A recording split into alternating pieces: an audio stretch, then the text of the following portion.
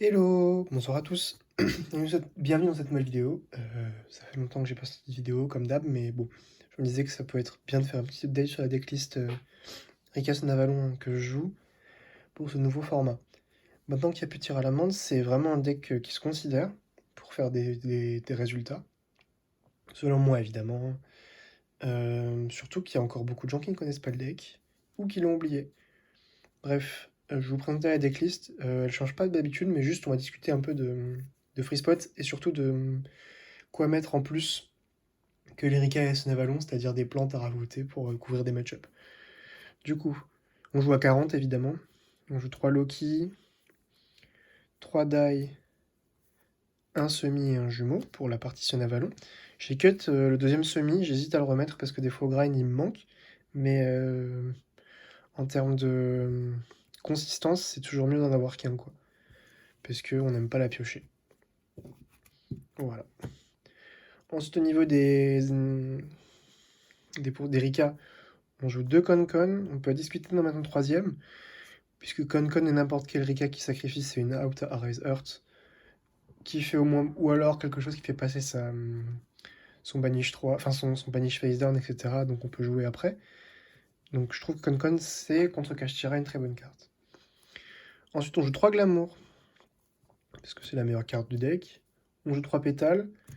J'hésite à en cut une, mais en même temps, elle est sympa à avoir en main, et de plus en plus de gens main Nibiru, du coup, parfois faire des plays conservateurs avec les Rika quand on a beaucoup de free spot en plus en main, ça peut aider. Du coup, voilà, on joue 3 pétales, et ensuite je joue personnellement 2 princesses, 2 Primula. Alors, il y a deux mêmes écoles, en soit on monte les princesses à 3 pour jouer plus facilement autour de Nibiru quand on open princesse plus une Rika, plus un Sonavalon, des choses comme ça, mais ça, c'est des cas assez rares finalement. Du coup, je préfère en jouer 2. Parce qu'on peut en avoir qu'une seule en rotation, et parfois quand on se la fait cut, avec des runiques qui bannissent ou Rise Earth qui bannit justement, ça peut être chiant. Et Primula, et puis quand même on aime bien l'avoir en main, c'est une free special.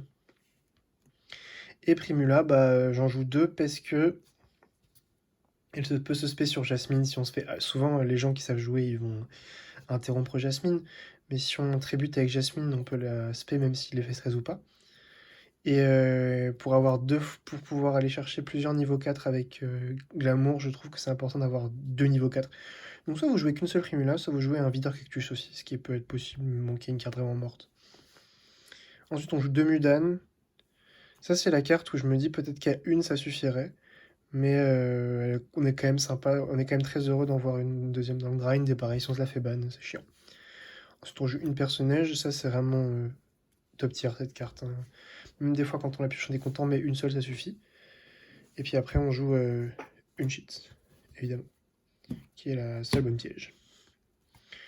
Ensuite, au niveau des trucs en plus que les, que les Rika et les Sonavalon, moi j'ai décidé de jouer un package Therion. Donc Disco Lysel, Lily, Regulus, parce que il est très facilement accessible avec les liens. Et que c'est des bodies en plus qui sont un peu énervés. Même si ça nous cut un peu l'accès à la pétale. En fait, si Regulus est passé, c'est souvent qu'on n'a plus de board, et du coup que pétale. Enfin, si Regulus est toujours là, ça veut dire qu'on a toujours notre board, du coup pétale elle est un peu overkill. Donc c'est pas très grave d'avoir régulé sur le terrain et de pas se pétale pendant la phase adversaire. Ensuite on joue une floraison de feu et une épinette. Floraison de feu parce que bah, c'est n'importe quelle carte de notre deck littéralement. Et l'épinette tout simplement parce que contre Runic et Labyrinthe ça aide énormément. On n'a pas un si mauvais match-up contre Runic, mais par contre contre Labyrinthe c'est catastrophique, c'est très dur. Parce qu'on a un grind un peu étrange qui perd un peu contre. En fait, nos interactions contre Labyrinthe, elles sont un peu nazes, parce que sacrifier ses monstres, c'est vrai que c'est sympa, mais on cut pas ses pièges. Du coup, Épinette, elle aide beaucoup, parce qu'elle le ralentit énormément. Voilà. Et puis des fois, dans des mains, on a déjà accès au Sonavalon et au Rika, on va faire Épinette plus Régulus plus Rika, c'est quand même grotesque. Ensuite, au niveau des free spots, ça c'est le truc auquel je suis pas sûr, mais bon. On joue 3 H parce que c'est assez général, et il y a énormément de decks qui jouent des pots, et je trouve que une hache sur un pot c'est tellement agréable. Ou sur un gigantique, c'est sympathique. On joue 3 prospects que j'ai pas malheureusement, mais que j'aurai bientôt parce que bah, ça fait de la consistance en plus. Ensuite, je joue 2 talents. Je préférais que ce soit une trust et un talent, mais j'ai pas la trust. Ça ira, ça arrivera. Et ensuite, on joue 3 Evenly. Parce que je trouve qu'il n'y a pas d'autre entrap qui soit très utile à part Nibiru. Et j'ai pas envie de jouer Nibiru là-dedans parce que ça cut des imprévus, ça cut les pétales, si j'ai mon ses effets mêlés, etc. Du coup, voilà. C'est tout pour les free spots. Hop. Encore une fois, je pense qu'on peut remplacer H par un autre board breaker, mais j'ai pas d'idée, c'est-à-dire des kaiju par exemple. Ensuite, pour le side, je sors. Ah oui, non, il y a l'extra deck d'abord. L'extra deck, on fera pas le side, tant pis. L'extra deck, bah, il est assez classique, on joue 3 Dryas. L'envie parfois d'en jouer 2, mais en fait on va en bannir un de prospect, et aussi, enfin parfois, et quand on se fait interrompre, c'est quand même très sympa d'avoir 3 Dryas. Mais maintenant que j'ai cut une Sowing, jouer 2 Dryas peut être possible, mais bon après, je sais pas quoi jouer à la place. On joue 2 guérisseurs parce que c'est utile pour le combo, et en grind aussi, c'est utile par exemple si on veut taper avec Dryas pour faire un body de plus. Ça arrive assez souvent en fait. Ensuite on joue 2 Jasmin. Pareil, on pourrait en jouer qu'une, mais il y a quand même beaucoup de moments où on n'en fait qu'une. On en fait une, on se la fait interrompre, on peut faire une deuxième. Et voilà, parce qu'en fait, souvent on se fait interrompre. Par exemple, on se fait un perm sur le fait d'aller tuto. On peut en refaire une, tribute et aller à l'SP. Et du coup, accéder à Norika. On joue un Mélias et un Bagnel Lancier. Mélias, en fait, on peut se permettre d'en jouer un parce qu'il y a beaucoup de boards où il nous reste un body. Et du coup, en fait, on peut ne pas passer par Mélias et directement passer par Bannier Lancier. Et Mélias peut être un outil pour grind après.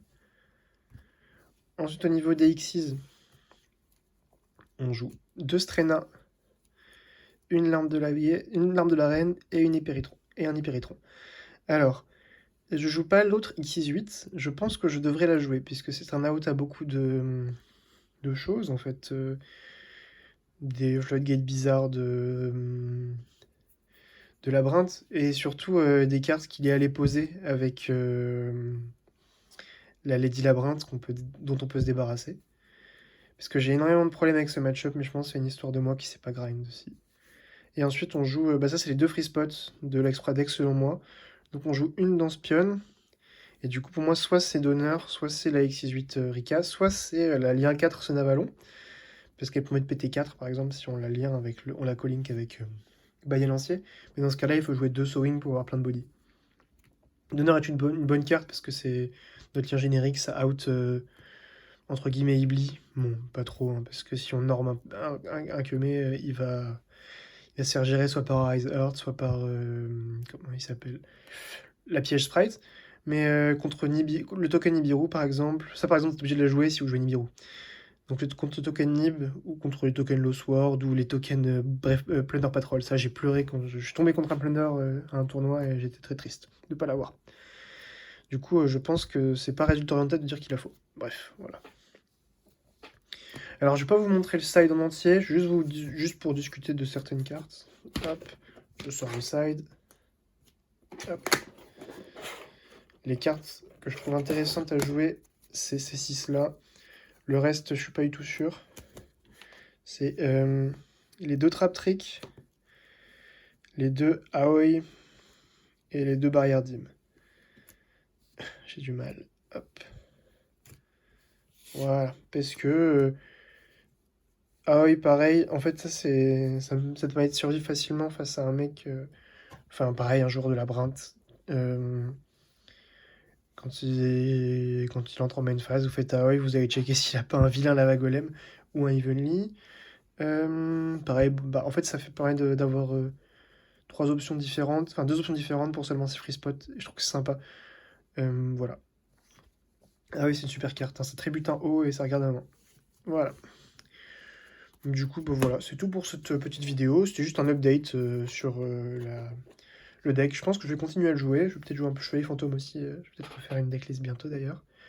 Du coup, j'espère que ça vous a plu. Je vous dis passez une bonne soirée, une bonne journée pour ceux qui sont en journée. Et je vous dis à bientôt.